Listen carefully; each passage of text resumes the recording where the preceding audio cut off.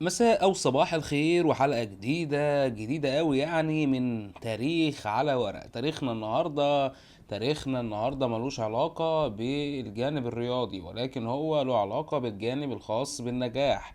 وحلقة سريعة وحلقة مش هنتكلم فيها كتير، بس هنتكلم فيها بالدليل. الأهلي. الأهلي النادي اللي ممكن أديلك مثال بيه على الاستمرارية والنجاح، وإنه إزاي الفريق دوت أو النادي دوت قدر يحقق بطولات في كافة الألعاب الرياضية. تاريخه كفيل يعلمك إزاي تستمر وإزاي تاخد بطولات بانتظام وبشكل دوري.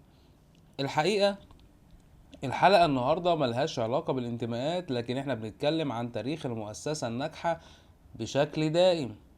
مش هطول عليكم في المقدمة، ويلا بينا نشوف ونحكي مع بعضينا سريعا سريعا. يلا نبدأ.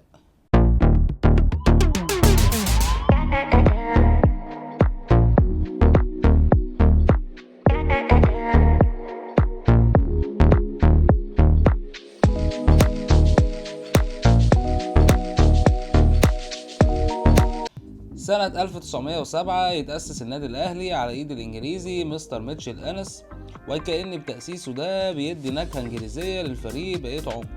مرورا بقى برؤساء جم بعده زي عزيز عزت باشا وعبد الخالق ثروت باشا وغيره وغيره وغيره لحد صالح سليم ولحد محمود طاهر، والكابتن طبعا حسن حمدي قبل منه، والكابتن محمود الخطيب حتى يومنا هذا.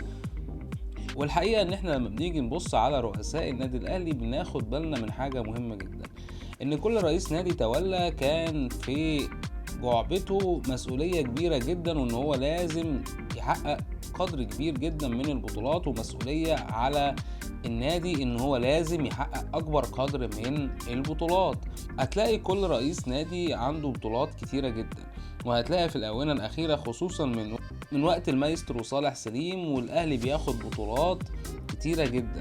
وعشان كده بنسأل على كم البطولات دوت اللي بيتقدروا ب 127 بطولة، منهم بطولات دولية وافريقية ومحلية. في حقيقة الامر الاهلي عنده كلمة سر جميلة جدا، الا وهي كلمة السر دي ان انت ازاي تستمر في النجاح. من وقت يعني مانويل جوزيه، وكان دوت المدرب يعني الاشهر للنادي الاهلي في الفتره بتاعه الالفينات في البدايه. وهو احنا يعني كلمه السر بتاعه النادي الاهلي ابتدت تظهر على الملأ، خصوصا بعد مع تطور بقى البرامج الرياضيه ووجود برامج رياضيه بشكل كبير جدا في التلفزيون وقتها، وظهور وانتشار القمر الصناعي. بقيت تقدر تفهم يعني ايه الاهلي دايما كفريق هو كسبان وعارف بيحقق بطولاته ازاي. جيل ابو تريكة وجيل متعب وبركات، واللي كانوا طبعا بيقدموا احلى فترة في حياة النادي الاهلي، واللي قدر وقتها النادي الاهلي يثبت بالدليل ازاي هو بينجح. ومع ذلك استمرت بعد مرور هذا الجيل، استمرت الانتصارات، واستمر الفوز على مدار مباريات ودوريات وبطولات عالمية وبطولات قارية. وده يرجع لسبب سري مهم جدا، ألا وهو إن النادي الأهلي عنده ثقافة مهمة جدا مش موجودة في الأندية المحلية ولا في مصر عموما. الثقافة دي بتقول إن إزاي أنا أكسب كل البطولات، وإزاي إن أنا أحقق كل الإنجازات بدون ما أخسر أي حاجة. هي مش ثقافة طمع قد ما هي ثقافة إزاي إن أنا أكون منتمي لهذا الكيان وإزاي يأثر فيا بجد، ثقافة الكيان. وده اللي مخلي النادي الأهلي بينجح على الرغم من اختلاف رؤسائه واختلاف لعيبته واختلاف نجومه، وكل ده بيؤدي لنفس النتيجة في الآخر، إن الثلاث أطراف دول هم بيلعبوا باسم كيان واحد. قدر النادي الأهلي أو قدرت قواعد النادي الأهلي إن هي تأثر على كل الأطراف المشاركة تحت منه بقانون وقانون وثقافة ثابتين وراسخين. قدر فعلا إن هو يحقق مقولة دولة جوه دولة. ليه بقى كده؟ علشان هو ماشي بسيستم ونظام معين ومحدد، وهو ده اللي مخلي انتصاراته دايما. وهو ده اللي مخلي الفرق ما بين انه لعيب ممكن يجي من نادي منافس للنادي الاهلي او نادي حتى كان نادي شركات مش مؤهل خالص ان هو يكسب مباريات، الا ان هو يروح على النادي الاهلي يتحول 180 درجة لثقافة المكسب المستمر، وان هو ازاي ما يقدرش ان هو يفوت مباراة، ان هو يتعادل عادي او ان هو يخسر مفيش مشكلة. ثقافة الخسارة او ثقافة التعادل هي بمثابة الخسارة، دي موجودة عند النادي الاهلي منذ قديم الازل، وهي دي اللي مخلياه ناجح حتى يومنا هذا. طب ايه كلمة السر؟ اقدر اقولك ان كلمة السر ان انت ازاي تفكر على ان كل مباراة هي مباراة ليها رونقها الخاص، ومباراة هي ليها صراعها الخاص، وهي مباراة هي بطولة لوحدها. الأهلي قدر يحقق المعادلة الصعبة إنه فعلا يتعامل مع كل مباراة كأنها مباراة بطولة، حتى لو كان بيلعب مع متزيل الدوري المصري، وحتى لو كان بيلعب مع المنافس الأول ليه، وده طبيعي. فعلشان كده قدر النادي الاهلي يحقق المعادله دي، انه ازاي كل مباراه تبقى عنده ببطوله، وانه ما ينفعش ان هو يفوت حاجه اسمها مكسب. لازم مفيش حاجه اسمها تعادل في قاموسه، ومفيش حاجه اسمها خساره.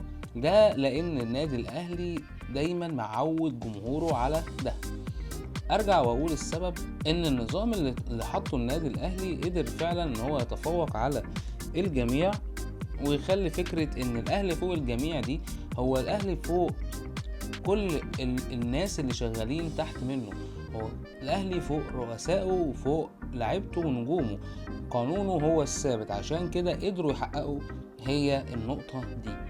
والحقيقة انا بتكلم في الفكرة دي لان الفكرة دي بتودي الى نجاح عارم ونجاح كبير جدا، وهي دي الغرض من حلقتنا النهاردة، والنصيحة اللي احنا عايزين نقدمها ونوصلها بكل أمانة. ازاي تكون انت ناجح في حياتك، وازاي تكون شخص يعني دايما مستمر، ودايما عندك ثقافة الانتصارات، وثقافة ان انت تبقى طمعان، بس مش طمعان في حاجة تضر غيرك قد ما انت طمعان في نجاحاتك، وان انت دايما تحاول تكون تابع لمؤسسة او تابع لقانون ماشي عليه عشان يقدر يوصلك لحلمك ولهدفك. وده الحقيقة الحاجة الوحيدة اللي هتخليك ان انت تنجح في حياتك بشكل مستمر، الا وهي ان انت تحط لنفسك قانون. ايوه، حط لنفسك قانون. اغلبنا يفشل لانه بيمشي بشكل عشوائي، والحقيقة ان العشوائية دي عمرها ما بتأكل عيش. الحقيقة ان العشوائية دي هي سبب الرئيسي في ان انت ما بتكملش، ان انت ما بتلحقش ان انت تعمل حاجة. انت لو عملت لنفسك ورقة وقلم قانون تمشي عليه، بس قانون راسخ، وانك تعتمد على انك انت مؤسسة ولازم تمشي تابع ليها، هو ده اللي هيحركك نحو الصح. وده بيخلي شخصيات كتيرة جدا مننا، مش هقدر اقول ان احنا كلنا كده، لان في شخصيات طبيعي جدا ذكية وبتعرف تمشي نفسها وبتعرف ان هي تتحكم في نفسها، بس ده بيخلي ان في شخصيات تانية للأسف بتنجح نجاح باهر لما تشتغل في عمل مؤسسي او تشتغل تحت اسم شركة كبيرة وبتنجح. ده لان ايه؟ ده لانها ماشية تبع قانون شركة، لا لانها عارفة سيستم ونظام معين هي الشركة محدده لها، فماشيين عليه على عجين ما يلخبطوش وبينجحوا. وده لان هم عارفين ان هم لو مشوا من دماغهم هيمشوا بشكل عشوائي ومش هينجحوا.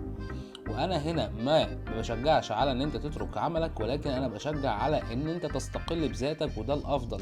بس ازاي تستقل بذاتك؟ خد الخبرة من مجال العمل اللي انت عشت فيه، خد الخبرة وافهم ازاي تحط لنفسك قانون علشان تبقى ماشي وراه صح، ماشي معاه متابع ليه بشكل ما يضركش، لا هينفعك وهينجحك. وهو ده سر حلقتنا النهاردة.